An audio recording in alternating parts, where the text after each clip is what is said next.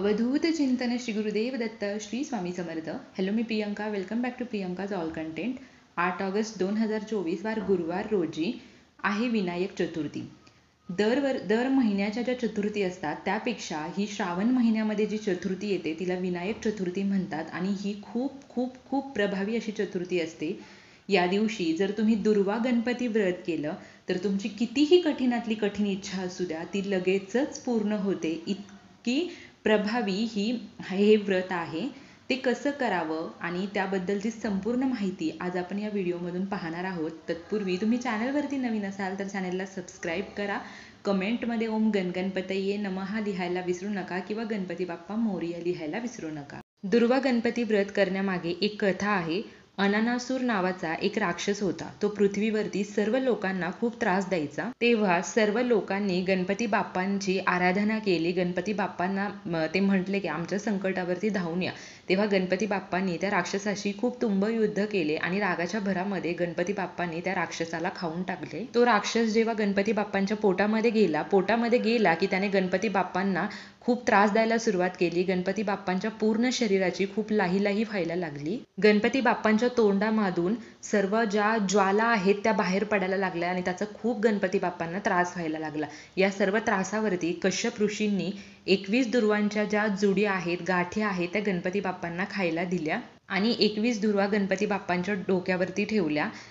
त्यामुळे इतका चमत्कार झाला की गणपती बाप्पांची जी लाही होत होती, जी आग होत होती ती पूर्णपणे थांबली. तेव्हापासून गणपती बाप्पांना दुर्वा ह्या अतिशय प्रिय आहेत आणि दुर्वांशिवाय गणपती बाप्पांची पूजा अपूर्ण मानली जाते. गणपती बाप्पा हे असे देवता आहेत की ते शीघ्र पावतात. ते सुखकर्ता आहेत, ते दुःखहर्ता आहेत. ते आपले दुःख हिरावून घेतात आणि आपल्याला भरभरून सुख देत असतात. त्यामुळे हे जे दुर्वा गणपती व्रत आहे हे जर तुम्ही केलं तर कितीही कठीणातली कठीण इच्छा असू द्या 100% ती पूर्ण होते. हे जे व्रत आहे ते पूर्वीपासून चालत आलेलं आहे, पण बऱ्याचशा लोकांना ह्या व्रताविषयी माहिती नाहीये आणि ज्यांना माहिती आहे ते हे व्रत करतातही आणि त्याचे अनुभवही घेतात. आणि हे व्रत फक्त श्रावण महिन्यातील या चतुर्थीलाच केलं जातं. इतर चतुर्थीला हे व्रत केलं जात नाही. प्रत्येक महिन्यामध्ये 2 चतुर्थी येतात. एक संकष्टी चतुर्थी, एक विनायक चतुर्थी. हे व्रत तुम्हाला श्रावण महिन्यातील या चतुर्थीपासूनच करायचं आहे, म्हणजे या विनायक चतुर्थीपासून सुरू करायचं आहे. मग हे तुम्ही 1 वर्ष 2 वर्ष 3 वर्ष 5 वर्ष असं हे व्रत करू शकता. आता हे व्रत कसं करायचं आहे तर तुम्हाला सकाळी लवकर उठायचं आहे, स्नान करायचे आहे, स्वच्छ वस्त्र परिधान करायचं आहे आणि त्यानंतर तुमची जी नित्य देवपूजा आहे ती करून घ्यायची आहे. देवपूजा करून झाल्यानंतर तुम्ही काय करा की एका ताम्हणामध्ये तुम्ही थोडेसे तांदूळ घ्यायचे आहेत. त्या तांदळावरती तुम्हाला कलश ठेवायचा आहे. त्या म्हणजेच आपला तांब्या. त्या तांब्यावरती तुम्हाला एका साईडला स्वस्तिक काढायचं आहे आणि अष्टगंधाने वरून खाली अशा 5 रेषा तुम्हाला त्या तांब्यावरती ओढायच्या आहेत. त्या तांब्यामध्ये तुम्हाला पाणी भरायचं आहे. त्याच्यावरती तुम्ही 5 आंब्याची पाने ठेवा किंवा नागिनीची पाने ठेवा, जी तुम्हाला मिळतील ते पाने तुम्हाला त्याच्यावरती ठेवायचे आहेत. त्यानंतर तुम्हाला त्याच्यावरती परत एक प्लेट ठेवायची आहे. त्या प्लेटमध्ये तुम्हाला दुर्वा ज्या आहेत त्या दुर्वा पसरवून ठेवायच्या आहेत. दुर्वा पसरवून ठेवल्यानंतर त्याच्यामध्ये तुम्हाला त्या दुर्वांवरती गणपती बाप्पांची जी मूर्ती तुमच्या देवघरामध्ये आहे ती ठेवायची आहे.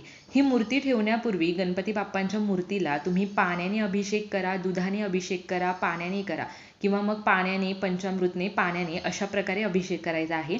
ओम गण गणपतये नमः, ओम गण गणपतये नमः हा मंत्र 11 वेळा म्हणत तुम्हाला अभिषेक करायचा आहे. जर समजा तुमच्या घरामध्ये गणपती बाप्पांची मूर्ती नसेल आणि फोटो असेल तर अशा वेळी मग गणपती बाप्पांना स्मरून तुम्ही एक सुपारी पण त्या ठिकाणी ठेवू शकता. जर फोटो असेल तर फोटो नसेल, मूर्ती असेल तर मूर्ती ठेवायची आहे. मग मूर्तीला तुम्हाला चांगला अभिषेक करून स्वच्छ मूर्ती पुसून त्यावरती स्थापन करायचे आहे. मूर्तीला तुम्हाला अष्टगंध अर्पण करायचा आहे. गणपती बाप्पांच्या आवडत्या दुर्वा गणपती बाप्पांना अर्पण करायच्या आहे. जास्वंदीचं फूल अर्पण करायचं आहे. त्याचप्रमाणे तुम्हाला 11 पत्री गणपती बाप्पांना अर्पण करायच्या आहेत. आपण जेव्हा गणपती बाप्पांना आपण बसवत असतो आपल्या घरामध्ये तेव्हा 11 पत्री आपण जसं अर्पण करतो तसं, म्हणजे दुर्वा असतील, आघाडा असतील, क्षमी असेल, अशा जे 11 पत्रे आहेत त्या तुम्हाला गोळा करायच्या आहेत आणि त्या गणपती बाप्पांना अर्पण करायच्या आहेत. धूपदीप अगरबत्ती लावा, ते ओवाळा, गणपती बाप्पांच्या आरती करा. गणपती बाप्पांना नैवेद्य म्हणून तुम्हाला मोदकच ठेवायचे आहेत. तुम्ही गव्हाच्या पिठाचे मोदक करा, त्याच्यामध्ये साखरेचं आणि खोबऱ्याचं सारण भरून तुम्हाला मोदक करायचे आहेत. तुमच्या यथाशक्तीनुसार 11, 21, 51 असे मोदक ठेवायचे आहेत, पण कमीत कमी 11 तरी मोदक ठेवायचे आहेत. आरती करायची आहे.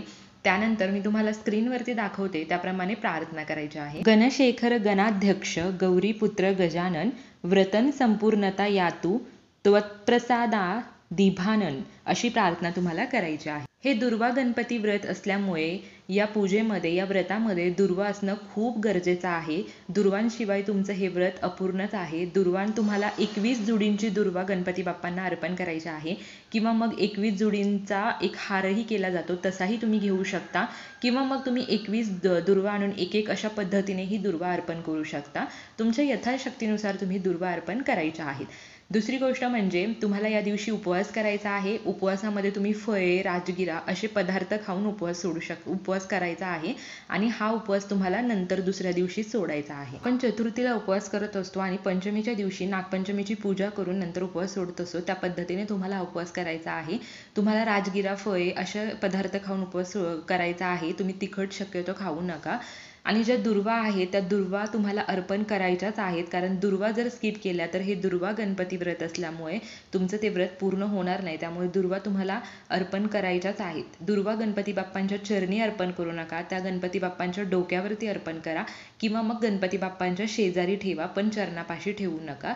त्यानंतर तुम्हाला मनोभावे गणपती बाप्पांकडे प्रार्थना करायची आहे. तुमची जी काही इच्छा आहे की ज्यासाठी तुम्ही हे व्रत करत आहात ते व्रत माझं निर्विघ्नपणे पूर्ण होऊ द्या, माझी ही इच्छा आहे आणि त्यासाठी मी हे व्रत मनापासून करत आहे, माझी सगळी विघ्न हरण करून माझी इच्छा पूर्ण करा अशी प्रार्थना करा.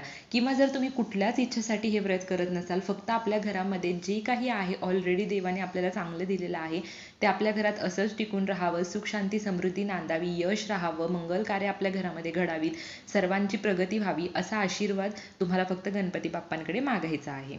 हे जे दुर्वा गणपती व्रत आहे याचं उद्यापन कसं करावं, तर आपण गणपती बाप्पांना 11 मोदकांचा जो नैवेद्य दाखवणार आहे, तर त्यात नैवेद्य दाखवून झाल्यानंतर थोडा वेळ मोदक तसेच ठेवायचे.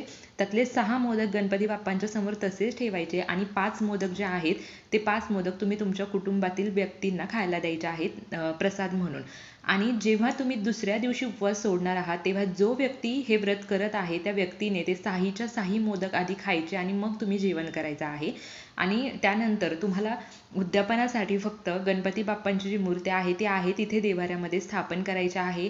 जे फुलं वगैरे, पत्री वगैरे आहेत, अक्षता वगैरे आहेत ते निर्माल्यामध्ये टाकायचं आहे. संध्याकाळच्या वेळी तुम्हाला गणपती बाप्पांना आपलं जे काही भाजी पोळीचं, भात वरण जे तुम्ही घरामध्ये बनवता त्याचा नैवेद्य दाखवायचा आहे.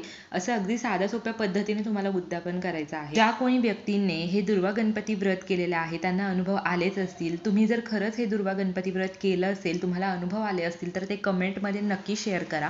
म्हणजे काय होतं की इतर जण तुमच्या कमेंट वाचून हे व्रत करण्यासाठी प्रभावित होत असतात आणि त्यांच्याही मनोकामना तुमच्यामुळे कदाचित पूर्ण होऊ शकतात. त्यामुळे जे कोणी आहे की ज्यांनी हे व्रत केलंय, त्यांना अनुभव आलेत, त्यांनी नक्कीच ह्या कमेंटमध्ये आपल्या कमेंट्स करा. गणपती बाप्पांना मोदक नैवेद्य म्हणून ठेवता तेव्हा आपल्याला त्याच्यावरती तुळशीपत्र ठेवायचं नाहीये, कारण ते चालत नाही. आपण इतर देवी देवतांना नैवेद्य दाखवताना जसं तुळशीपत्राला महत्त्व आहे तसं तुम्हाला ठेवायचं नाहीये. तुम्ही गणपती बाप्पांना जेव्हा नैवेद्य म्हणून मोदक ठेवाल तेव्हा त्याच्यावरती तुम्हाला दुर्वांची एक जुडी ठेवायची आहे. त्यामुळे असं म्हणतात की जर दुर्वांची जुडी आपण नैवेद्यावर ठेवली मोदकांवरती तर गणपती बाप्पा ते मोदक ग्रहण करत असतात. तर अशा प्रकारे हे जे दुर्वा गणपती व्रत आहे हे खूप साध्या सोप्या पद्धतीने आहे. तुम्हाला कसलाही खर्च करायचा नाहीये, घरातल्या घरात आणि अगदी साध्या सोप्या पद्धतीने तुम्हाला हे व्रत करायचं आहे. तुमची कुठलीही कठीणातली कठीण इच्छा असू द्या, गणपती बाप्पा ती पूर्ण करणारच. तुम्ही मनोभावे हे व्रत करा आणि तुमचे अनुभव मला कमेंटमध्ये कळवायला विसरू नका. जेव्हा तुम्ही गणपती बाप्पांना दुर्वा अर्पण करणार आहात तेव्हा श्री गणेशाय नमः दुर्वा कुरान समर्पयामी हा मंत्र तुम्हाला म्हणायचा आहे. तर अशा प्रकारे तुम्हाला उद्या म्हणजेच 8 ऑगस्टला हे जे दुर्वा गणपती व्रत आहे ते आवर्जून करायचं आहे आणि तुमच्या इच्छा तुम्ही गणपती बाप्पांकडून नक्की पूर्ण करून घ्या. Shri Swami Samarth. Bless you all.